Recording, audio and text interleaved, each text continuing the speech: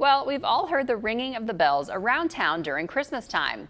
That means the Salvation Army is out collecting in their red kettles. But does that collect enough to serve the community's needs? I'm here today with Captain Joey Gates. Thanks for joining me, Joey. Thanks, Allison. So, like I said, the red kettles, is that your biggest fundraiser of the year? Yes, that is our biggest fundraiser of the year. It usually brings in about half of our budget, if not more.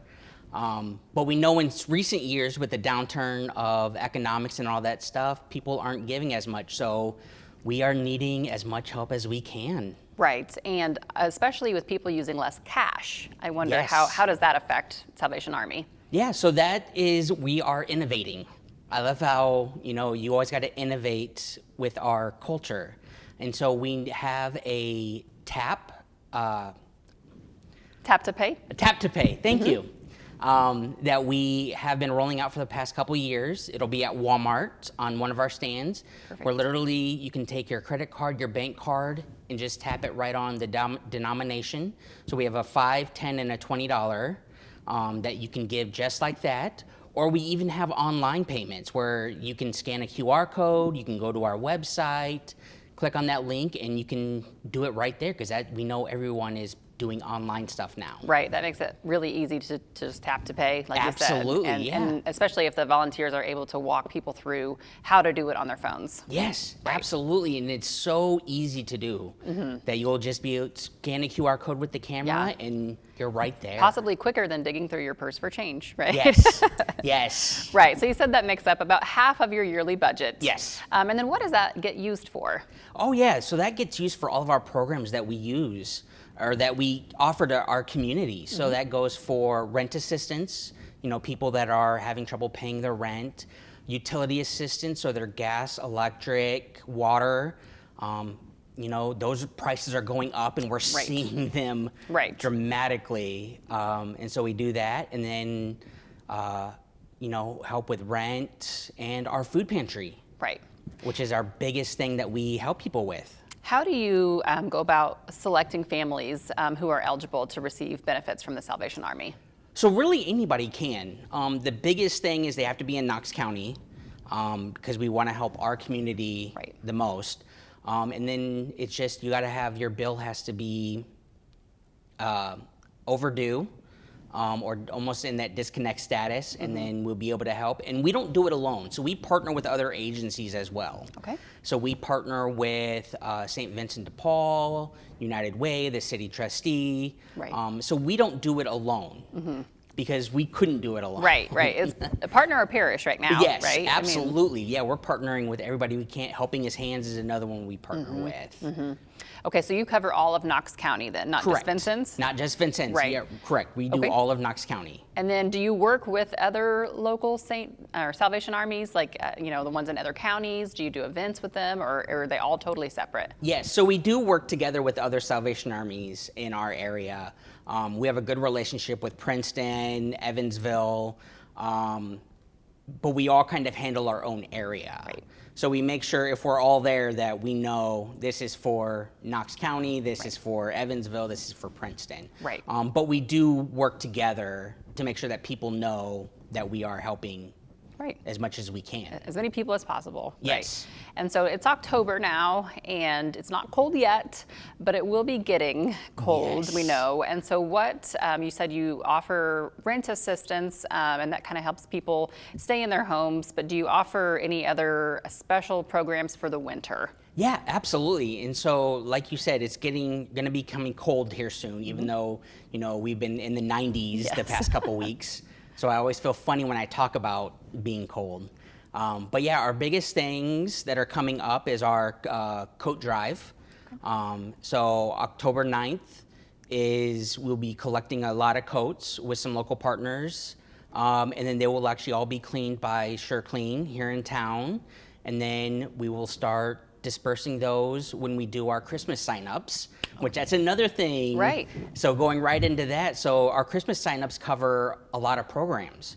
So it covers the coats, it covers the Christmas food boxes that we give out, and it covers our toy shop, where families can sign up, they can come in, and it's kind of like a store, and they get a shop for what their kids want, and it's all new toys that we get donated from the community. Right. And so that during that time, we serve a lot of people. Right.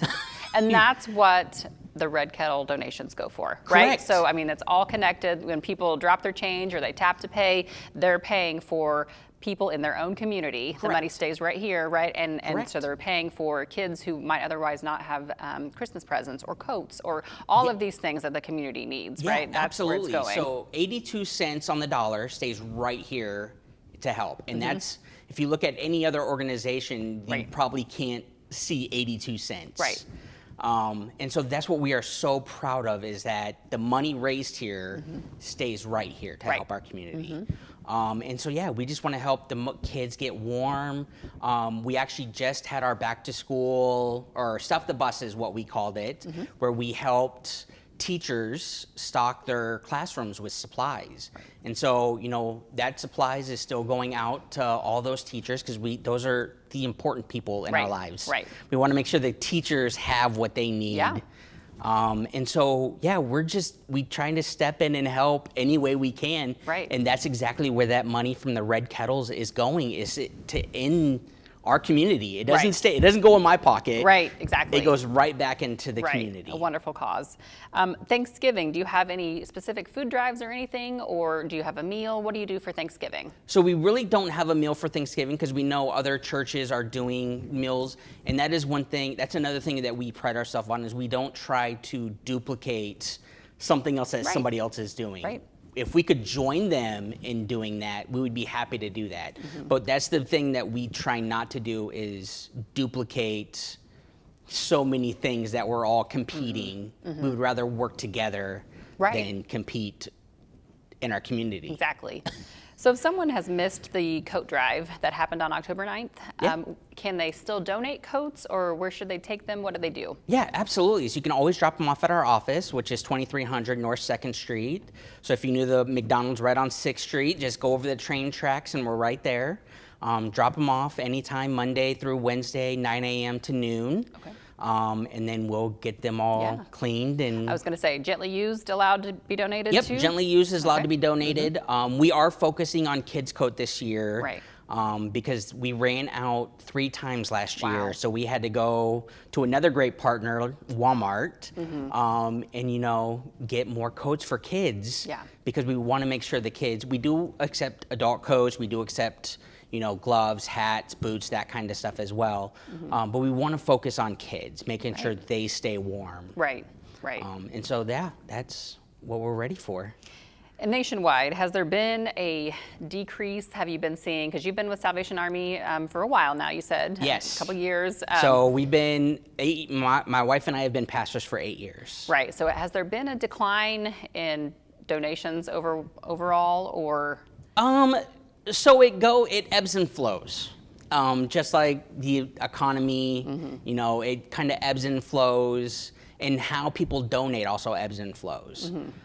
Because, you know, our red kettles are one of the biggest things, but since people aren't carrying cash, we're kind of seeing a downslope in people giving that way. But on the other hand, like during COVID, the big tap to pay or online red kettle, that went up. And so we just try and we try and watch it and see what the economy is doing. Right, right. And if people do want to donate online, what's the website that they can do that? Yeah, so absolutely. So they would go, the easiest way to do it, because it's a long website if I try to give it to you, go to our website, which is savincennes.org, and there should be a Donate Now button, and it'll go right to our virtual red kettle. And that's where people can donate to our virtual red kettle. Right, and you said they can be a one-time. They can set up rotating donations. Yeah, they can absolutely. do all of those things. Oh yeah, absolutely. We love when people do rotating or reoccurring ones that want to support us, because that helps us in the long run. Right, and it's an easy way to remember that way, because the kettles are only out during the holiday season. Correct, yeah. But you are, that's an easy way to remember to donate year round. Yeah, kettles are only out starting November 8th is our first day of kettles. You'll see kettles out.